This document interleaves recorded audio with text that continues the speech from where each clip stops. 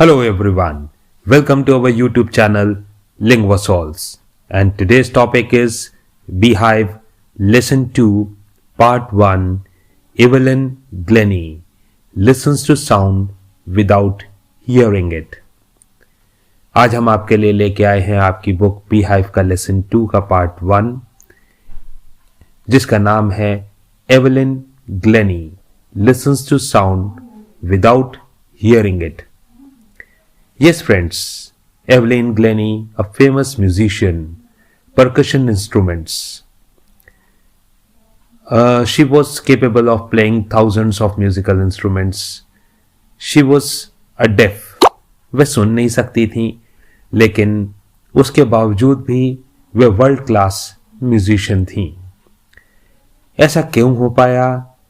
आखिर उन्होंने अपनी शारीरिक अक्षमता को, एक फिजिकल डिसेबिलिटी को भी कैसे ओवरकम किया और किस तरीके से उन्होंने अपने सपनों को साकार किया.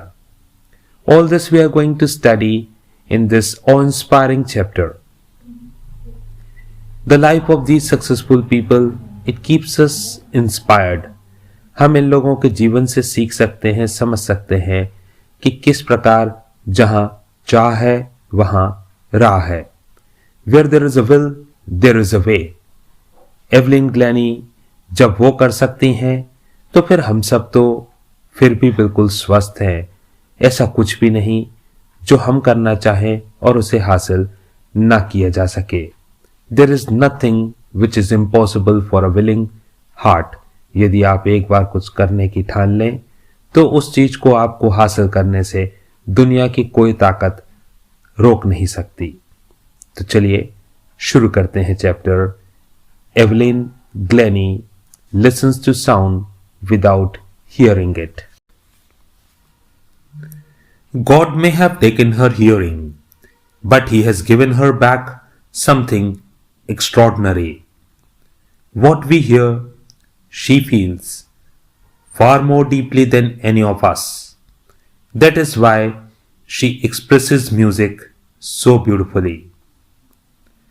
भगवान ने भले ही एवलिन से उनकी सुनने की ताकत छीन ली हो, लेकिन उन्होंने उनको एक दूसरी योग्यता दे दी, एक extraordinary ability.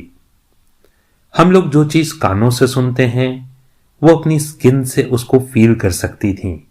She feels and far more deeply than any of अस.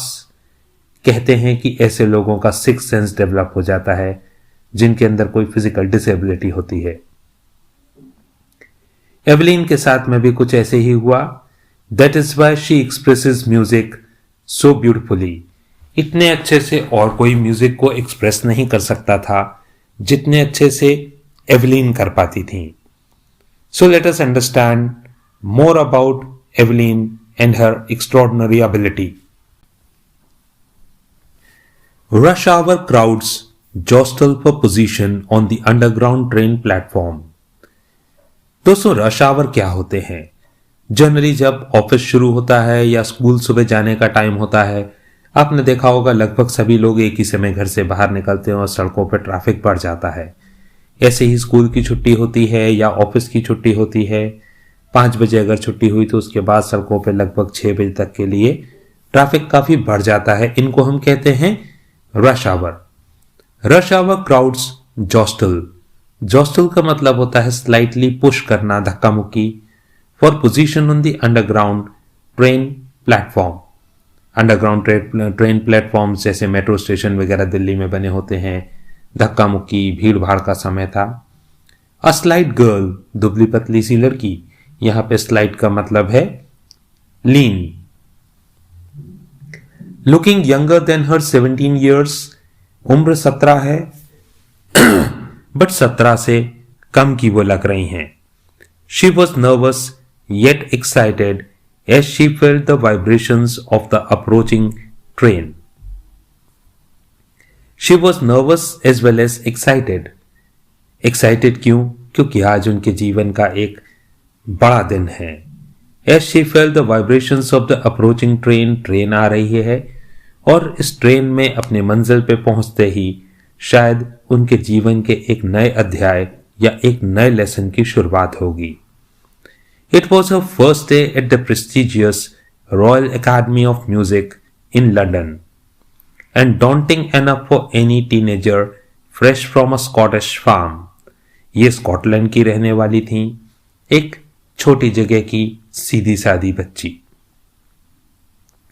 और लंदन एक मेट्रोपॉलिटन बिजी शहर, वहां के लिए एक बिल्कुल नया माहौल और ऐसी प्रेस्टिजियस इंस्टीट्यूशन में जहां उनका एडमिशन होने जा रहा है, वो उनके लिए एक नर्वसनेस का इशू भी था और साथ में एक्साइटमेंट का भी। But this aspiring musician faced a bigger challenge than most. She was profoundly deaf. औरों में और इनमें अंतर है। इनके लिए ये एक बहुत ही चैलेंजिंग सिचुएशन है। क्योंकि वो प्रोफाउंडली डेफ हैं, काफी बहरी हैं, बहुत ही कम सुनाई देता है। ऐसा नहीं है कि वो बचपन से ही बहरी थी।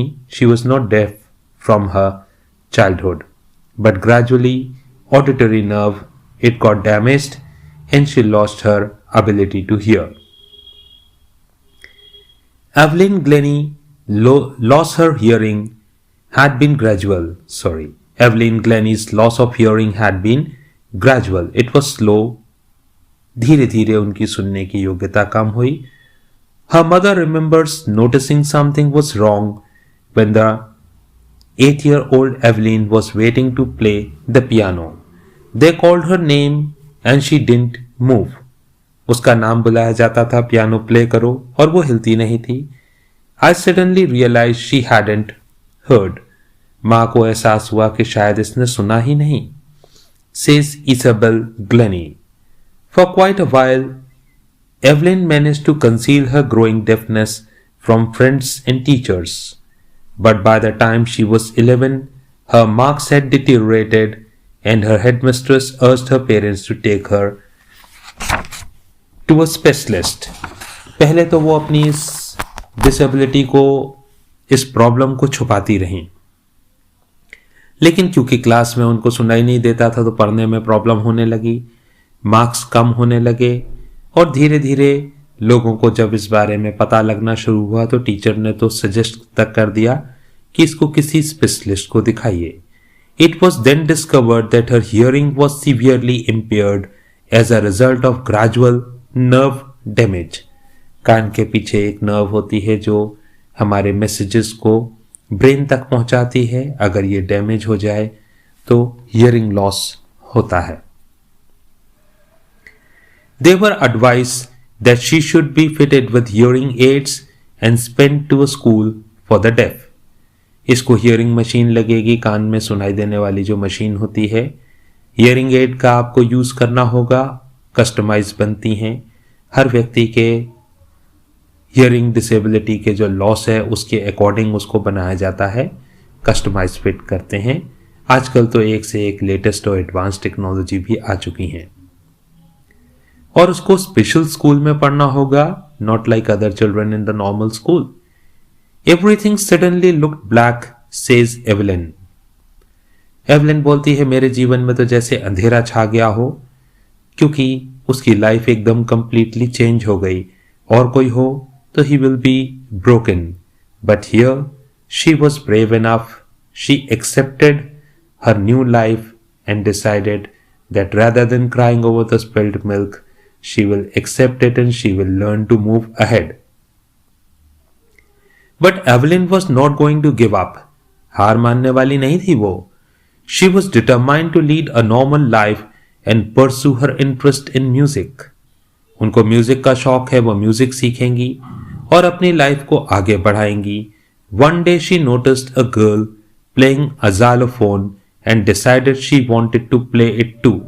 एक दिन जब उन्होंने एक को जाइलोफोन बजाते हुए देखा तो उनकी भी इच्छा हुई और उन्होंने डिसाइड किया कि वह भी जाइलोफोन बजाना सीखेंगी। Most of the teachers discouraged her, but percussionist Ron Forbes spotted her potential. He began by tuning 2 large drums of different notes. बाकी ज्यादातर लोगों ने तो उनको डिस्करेज करने की कोशिश करी, लेकिन एक परक्यूशनिस्ट थे रॉन फोर्ब्स। नाउ परकशनिस्ट कौन होते हैं? जो डायलैपिडेटेड ड्रम या ऐसे इंस्ट्रूमेंट बजाते हैं जिनके दोनों तरफ कुछ अंदर से हॉलो हों और दोनों तरफ एक शीट लगी होती है, जैसे ढोलक हो गया, ड्रम हो गए। ये वाइब्रेशंस के थ्रू साउंड को जनरेट करते हैं। रॉन फोर्ब्स स्पॉटेड हर पोटेंशियल। उन्होंने उनके अंदर की इस स्पेशल एबिलिटी को नोटिस किया। He began by tuning 2 large drums in different notes. 2 drums को उन्होंने अलग अलग नोट्स पे ट्यून किया जो अलग अलग फ्रीक्वेंसी का साउंड जनरेट करते हैं। And he asked Evelyn, don't listen through your ears, he would say, try to sense it some other way.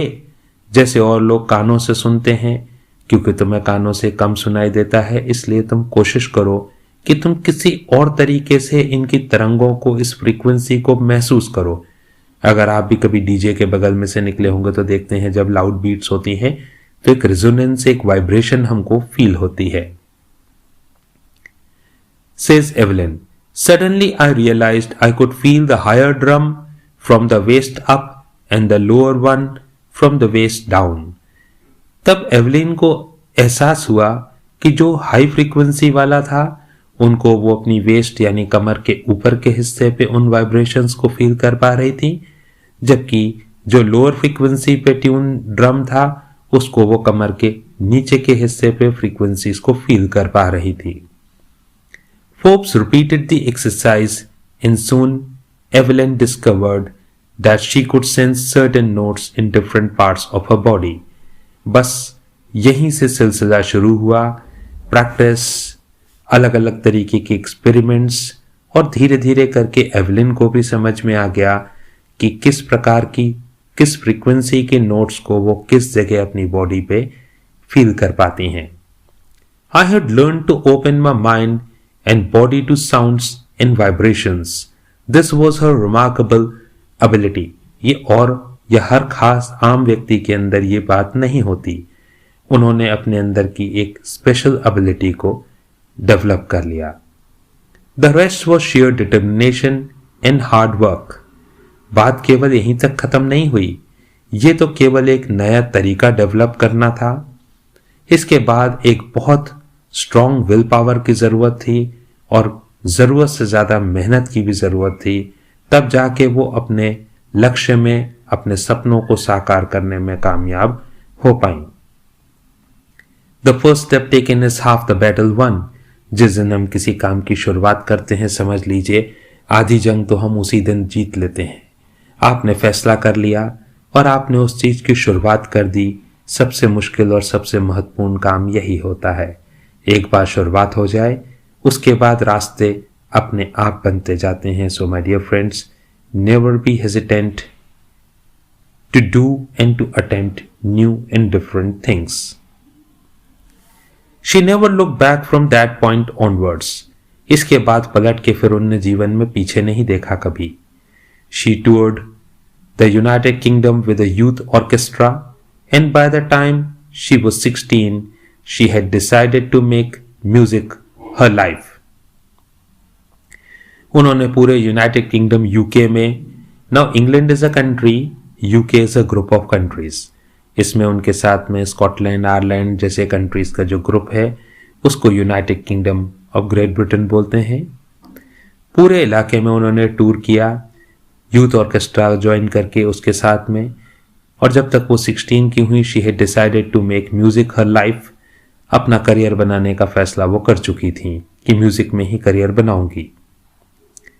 She auditioned for the Royal Academy of Music and scored one of the highest marks in the history of the academy. She gradually moved from orchestral work to solo performances. पहले तो उन्होंने orchestra में काम किया, फिर solo performances पे भी आ गईं, और जब उन्होंने रॉयल एकेडमी में अपना एडमिशन टेस्ट दिया था तो शायद उस जगह के एडमिशन टेस्ट के इतिहास में इतने नंबर किसी को भी नहीं मिले होंगे जितने एवलिन को मिले। At the end of her 3 years course, she had captured most of the top awards. 3 साल की पढ़ाई के दौरान लगभग सभी टॉप मोस्ट अवार्ड्स उनको मिल गए। And for all this Evelyn won't accept any hint of heroic achievement.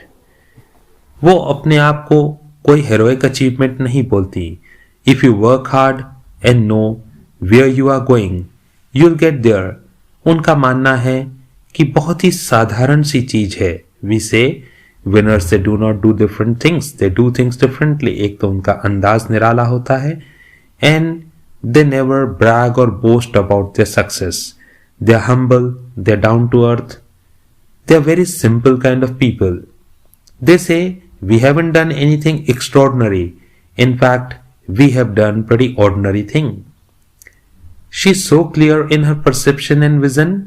इतनी clear उनकी सोच और दृष्टिकोण है।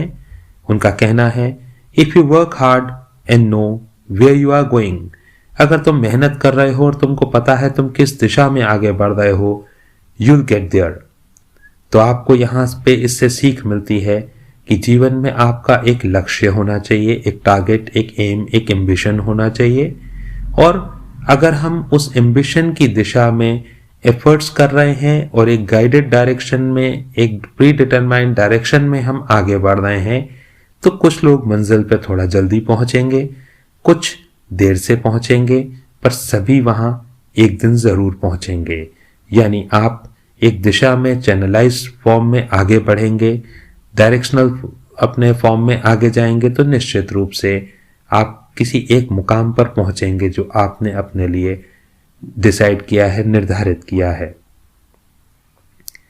And she got right to the top, the world's most sought after multipercussionist with a mastery of some 1000 instruments.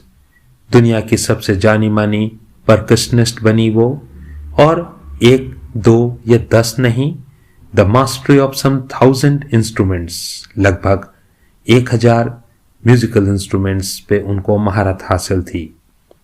And hectic international schedule, और ये भी नहीं कि वो एक रीजनल आर्टिस्ट वगैरह बन के संतुष्ट हुई हो, an international artist with a pack schedule.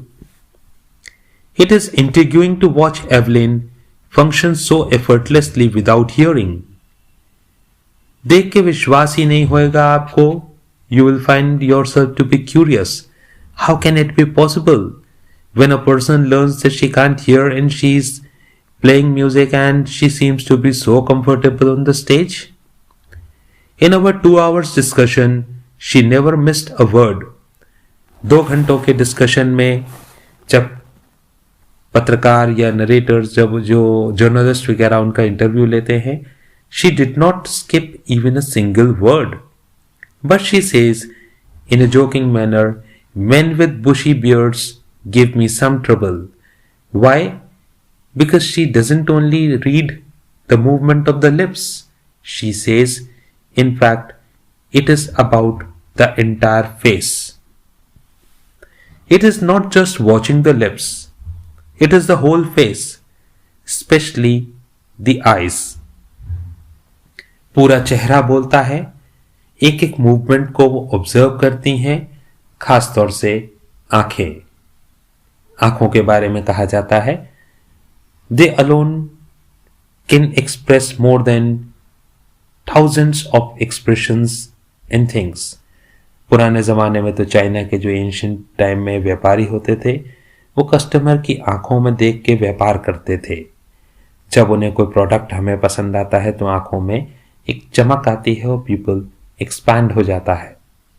जब हम किसी चीज को पसंद नहीं करते तो वो कॉन्ट्रैक्ट होता है और वो चमक डिसअपियर होती है। आपने कभी नोट किया हो कि कभी दुकान पे सामान लेने जाते हैं जहाँ बार्गेनिंग होती है, जो चीज हमको पसंद आती है हमेशा वो थोड़ी महंगी निकलती है।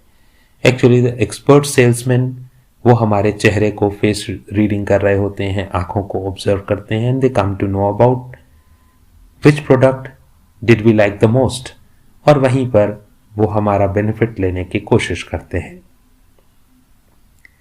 She speaks flawlessly with a Scottish lilt. Flawlessly बोलती हैं और उसमें स्कॉटिश एक्सेंट सुनाई देता है हल्का सा, because she was from there. My speech is clear because I could hear till I was 11। उनका कहना है कि मेरी स्पीच इसलिए क्लियर है क्योंकि जब मैं 11 साल की थी तब तक मैं सुन सकती थी। जो लोग बचपन से ही अगर डेफ होते हैं तो वो बोल भी नहीं पाते। रीजन, वो डम अपने आप हो जाते हैं क्योंकि उन्होंने कभी लैंग्वेज सुनी ही नहीं, इसीलिए वो बोल भी नहीं पाते हैं। लेकिन 11 साल का बच्चा फ्लुएंटली लिख पढ़ बोल लेता है, तब तक उन्हें सुनाई देता था, इसीलिए उनके साथ स्पीच में कोई प्रॉब्लम उतनी नहीं आई। She says, but that doesn't explain how she managed to learn French and master basic Japanese। एक लैंग्वेज जो आपने शुरू से बोली है वो तो आपको सीखने को जरूरत नहीं पड़ी, वो आपको आती है और उसमें आप परफेक्ट हैं, ये तो समझ में आता है। लेकिन इसके बावजूद भी, डेफ होने के बावजूद भी उन्होंने फ्रेंच भी सीखी और बेसिक जापानीज भी सीखी। यहां पे पता लगता है she was extraordinary. As for music, she explains, it pours in through every part of my body। बोलते हैं जहां तक बात म्यूजिक की है तो मेरे शरीर के अंग अंग में म्यूजिक जो है उसको मैं फील कर सकती हूं। It tingles in the skin, my cheekbones and even in my hair। बोलते चाहे वो मेरी स्किन हो, चीक बोन्स हो, बाल हो, हर जगह वो बारीक से बारीक नोट को भी फील कर सकती थी। उन्होंने अपनी इस पावर को इस हद तक डेवलप कर लिया था। When she plays the xylophone, she can sense the sound passing up the stick into her fingertips। जब xylophone बजाती हैं तो वो स्टिक्स के थ्रू होते हुए वाइब्रेशंस उनकी बॉडी तक पहुंचते हैं, फिंगर टिप्स पे। By leaning against the drums, she can feel the resonance flowing into her body। जब ड्रम बजाती हैं तो थोड़ा आगे की तरफ झुकती हैं और वो जो रेजोनेंस होता है उसकी जो धमक वो उनके चेहरे पर पड़ती है और उसके थ्रू वो उसको फील कर पाती हैं। वो समझ जाती हैं कि क्या बज रहा है और वो पूरा ये सब इतना एक साथ कर लेती थी। She can feel the resonances flowing into her body। On a wooden platform, she removes her shoes so that the vibrations pass through her bare feet and up her legs। लेकिन स्टेज पे जब अगर wooden stage पे अगर उन्हें कहीं performance देनी होती थी तो अपने शूज या फुटवेयर को रिमूव कर देती थी और नंगे पैर वो स्टेज पे रहती थी so that she can feel the vibrations। हमारे लिए जो काम हमारे ईयर्स करते हैं उनके लिए वही काम उनकी स्किन करती थी और वो पूरे बॉडी के एक एक हिस्से पे किसी न किसी वाइब्रेशन, फ्रीक्वेंसी या नोट्स को फील करके उसको साउंड में कन्वर्ट करके समझ जाती थी कि क्या साउंड है, क्या म्यूजिक है। Not surprisingly, Evelyn delights her audience in 1991। She was presented with the Royal Philanthropic Society's prestigious Soloist of the Year award। आपको बिल्कुल आश्चर्य नहीं होगा, क्योंकि वो वर्ल्ड क्लास थी। अगर उनको ये प्राइज मिला तो आश्चर्य होने वाली बात ही नहीं है। Evelyn delights her audience in 1991। उनके जितने भी समर्थक हैं, सुनने वाले श्रोता हैं, ऑडियंस हैं, वो सब खुश हो गए when she was presented with the Royal Philharmonic Society's prestigious Soloist of the Year award। उनको इतना प्रेस्टिजियस अवार्ड मिला सोलो आर्टिस्ट के तौर पे। Says master percussionist James blades के ही स्टेटमेंट उनके बारे में है। God may have taken her hearing, but he has given her back something extraordinary। What we hear, she feels far more deeply than any of us। That is why she expresses music so beautifully। भगवान ने भले ही उनसे उनकी एक योग्यता ले ली, लेकिन दूसरी एक योग्यता उनको इतनी ज्यादा दे दी कि शायद जितने अच्छे से वो म्यूजिक को फील कर पाती थी, हम तो सिर्फ सुन पाते हैं, वो उसको फील कर पाती थी। और एक आर्टिस्ट, एक कलाकार जब दिल से किसी काम को करता है तो वो बेस्ट होता है। एवलिन कन्फेसेस, वे स्वीकार करती हैं that she is something of a workaholic।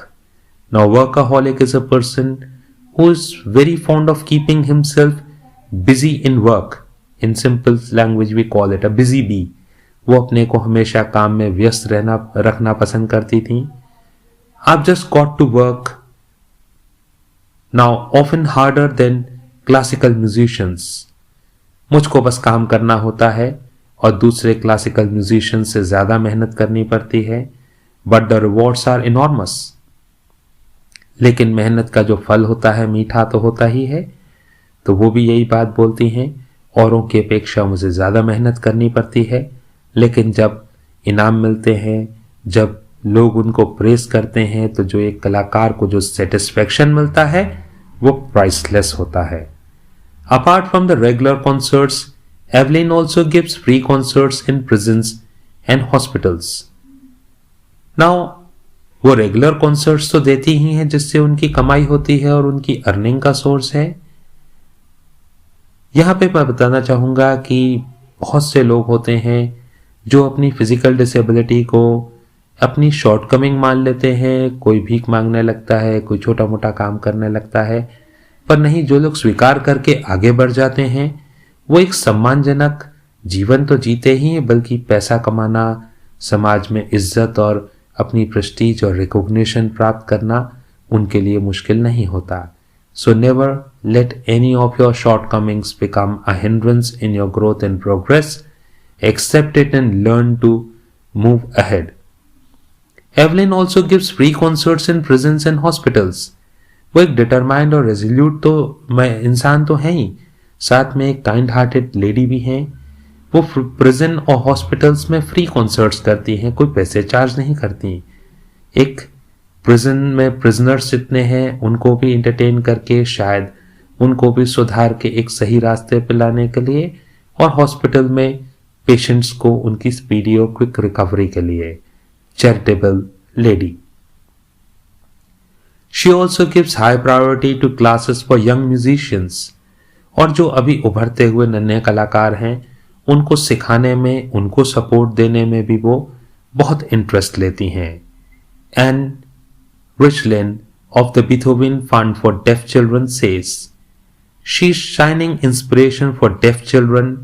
They see that there is nowhere that they cannot go." बोलते ये दूसरे डेफ बच्चों के लिए उदाहरण है, एक एग्जाम्पल है. एवलिन को देख के वो बच्चे सीख सकते हैं कि जहां वो जाना चाहें वहां वो जा सकते हैं, जो हासिल करना चाहें वो हासिल कर सकते हैं. Evelyn Glenny has already accomplished more than most people twice her age. उनसे दोगुनी उम्र के लोग जितना सम्मान और पुरस्कार और जो मुकाम हासिल नहीं कर पाते, एवलिन ने उनसे आधी उम्र में ही वो सब चीजें, बल्कि उससे भी अधिक हासिल कर लिया है. She finds herself to be accomplished. एक होता है सफल, सक्सेसफुल, और एक होता है परिपूर्ण या संपूर्ण हो जाना, accomplished, क्योंकि अपनी फील्ड में जो मैक्सिमम एक कोई भी व्यक्ति कर सकता है उन्होंने वो सब हासिल कर लिया था. That made her feel accomplished. She has brought percussion to the front of the orchestra.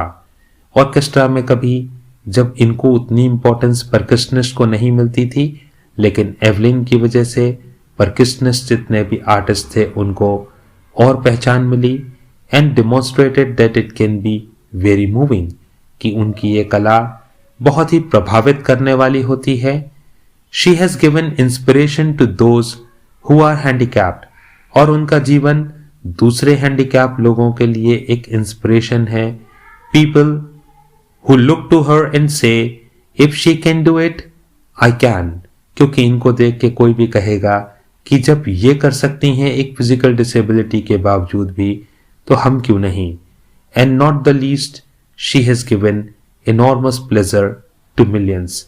केवल इंस्पिरेशन ही नहीं, लाखों करोड़ों लोगों का दिल भी उन्होंने अपने हुनर और अपनी परफॉर्मेंस से जीता.